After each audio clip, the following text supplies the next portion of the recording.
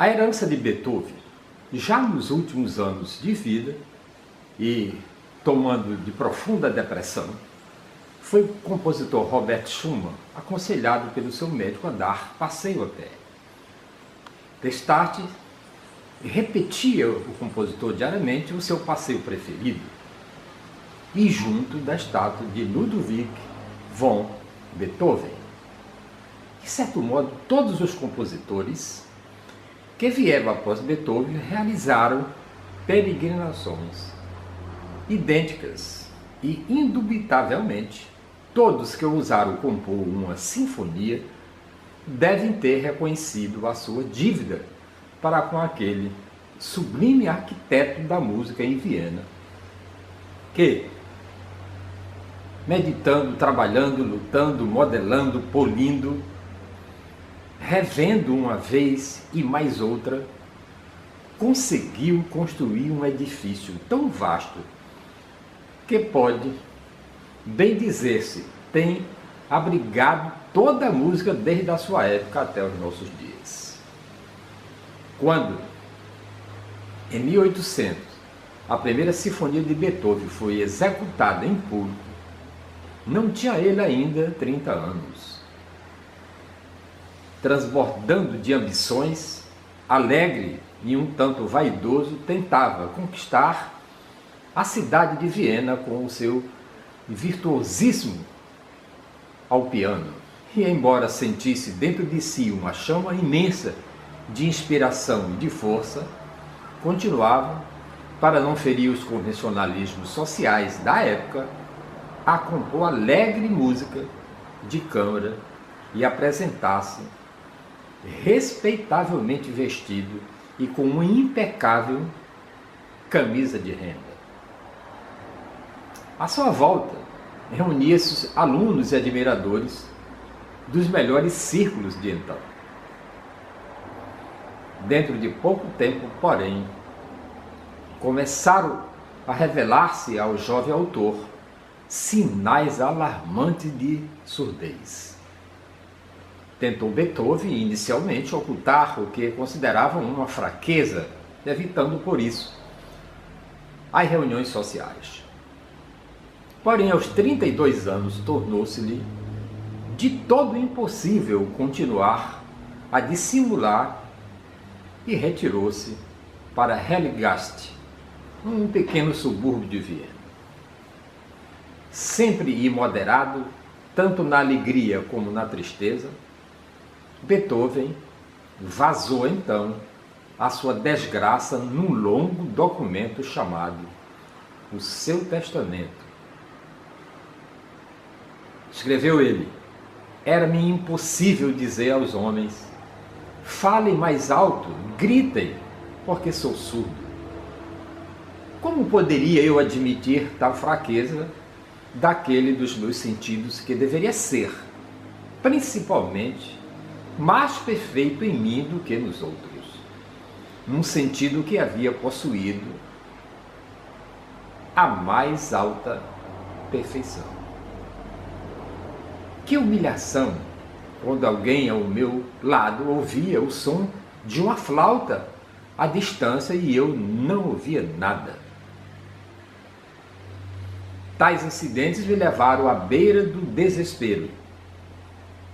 Um pouco mais e teria posto fim à minha vida.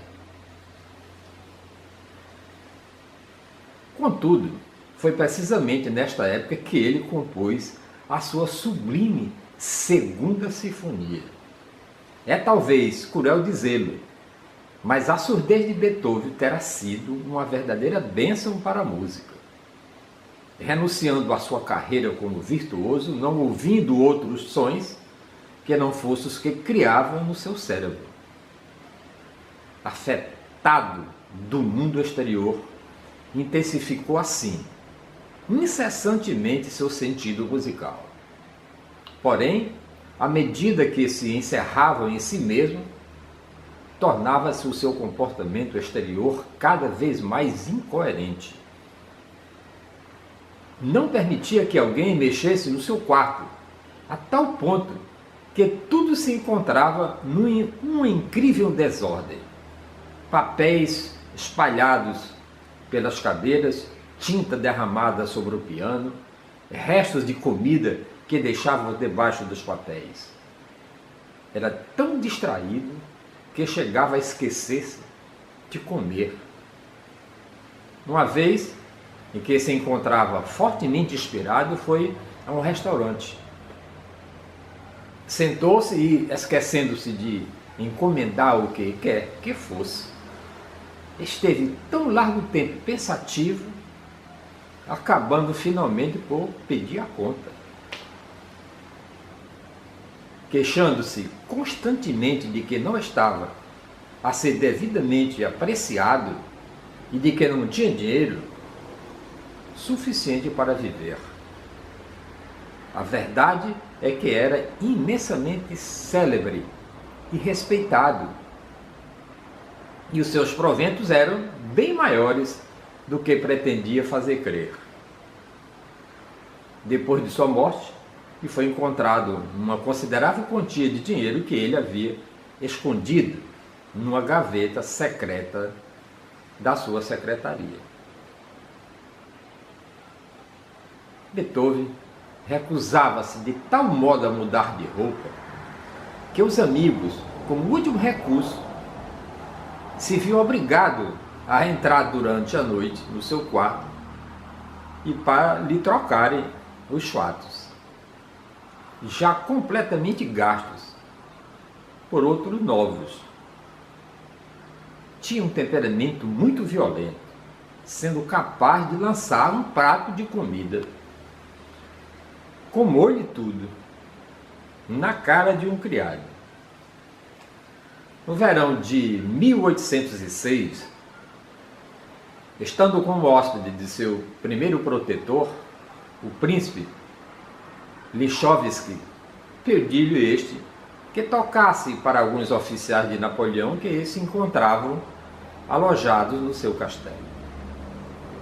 Beethoven recusou-se e o príncipe, por brincadeira, ameaçou prendê-lo no quarto. Então o compositor abandonou o castelo numa fúria, encaminhou-se no meio da noite para a cidade mais próxima e aí tomou uma carruagem para Viena. Ao chegar à sua residência, agarrou um busto de Lichovsky e lançou-o no chão, desfazendo-o em pedaços. A surdez tornava-o cada vez mais desconfiado. Acusava os amigos, os editores e um empresário teatral de o enganarem. No dia seguinte, mostrava-se arrependido, pedia desculpas. Por outro lado, prometeu uma vez, simultaneamente, a 6 editores, uma de suas grandes obras, a Missa de Solenes, para acabar por vendê-la a um sétimo. Doutra vez, tentou também ludibriar a Sociedade Filarmônica de Londres, enviando-lhe, como se fosse nova, uma velha composição. No entanto, também sabia ser atencioso, delicado, afável e bondoso quando uma de suas amigas, a baronesa Ettmann, perdeu um filho. Beethoven foi visitá-la e, sem dizer qualquer palavra, sentou-se ao piano e tocou durante largo tempo para a confortar.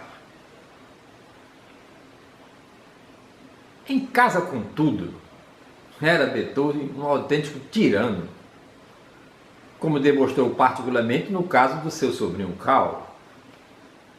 Detestava a viúva de seu irmão e, acusando-a de má conduta moral, conseguiu que o rapaz fosse subtraído à tutela da mãe. Viu-se assim este homem, aos 45 anos e sem grande experiência de vida prática, feito tutor de uma criança. O caso arrastou-se durante anos em vários tribunais. Beethoven sufocava a criança com amor e carinho, incutia nela os bons princípios morais, mas sem contrapartida. Esquecia-se de lhe dar comida com regularidade e de lhe proporcionar, no inverno, abafos e cobertores para o frio. Torturado pela luta, contraste que se travava entre mãe e o tio, o rapaz chegou a tentar suicídio e acabou por desaparecer no anonimato do exército austríaco em que se alistara.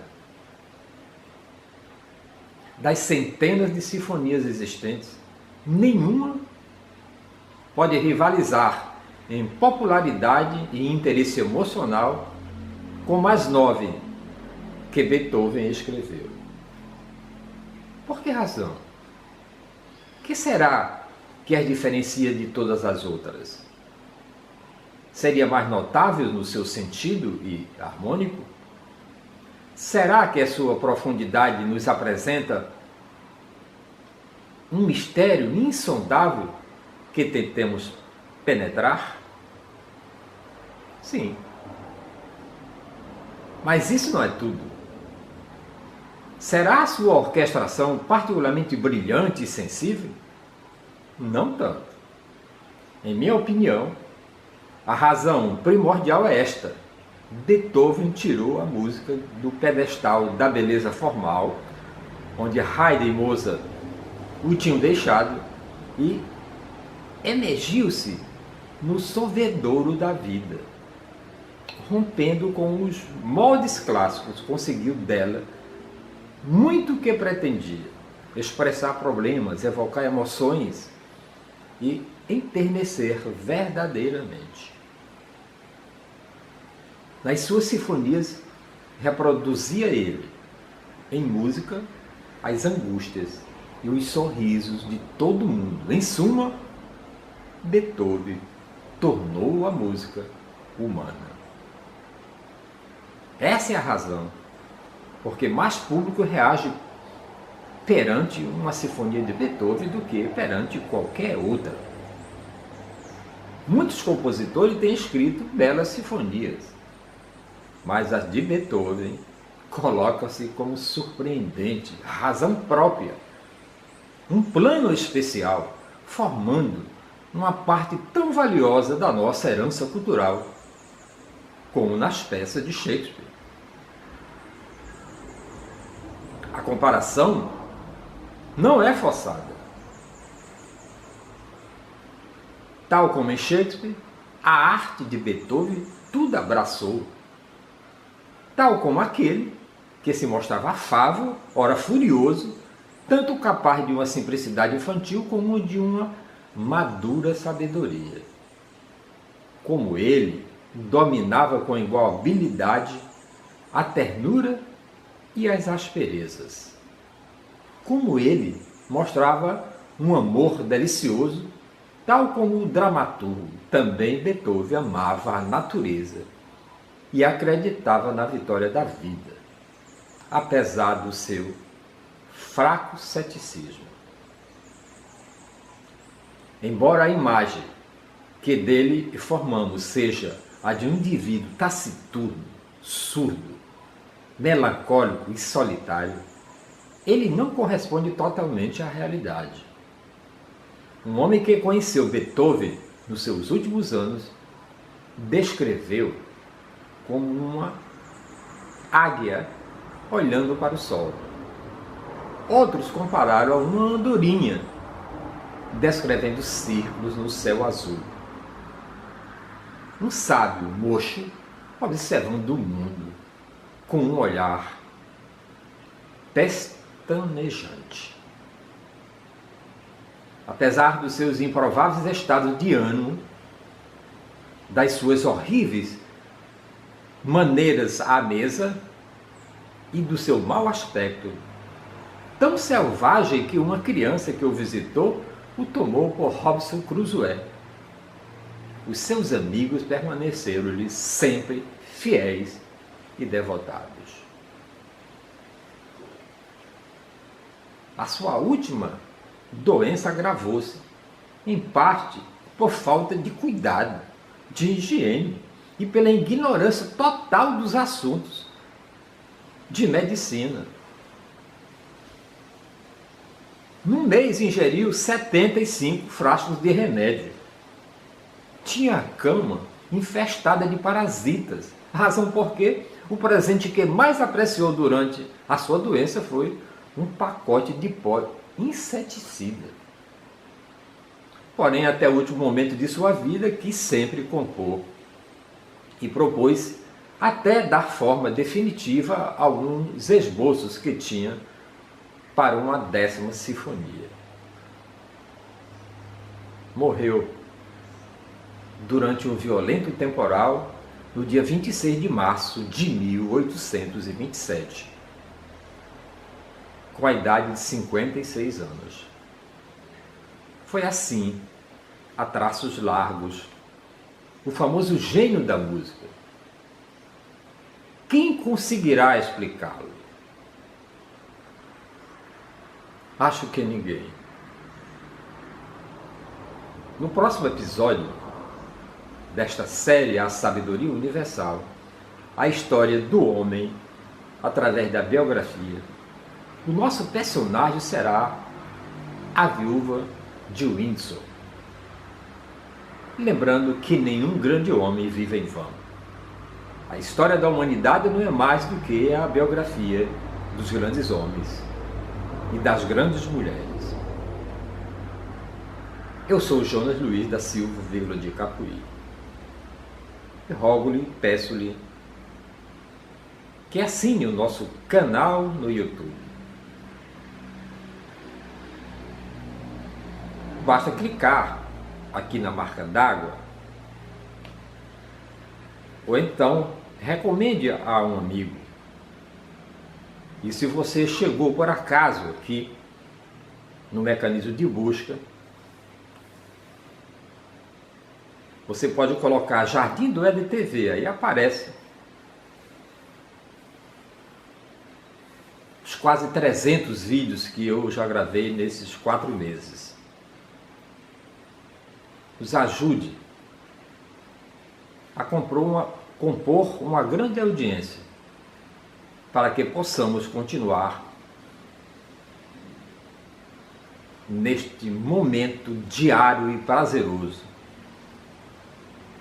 contando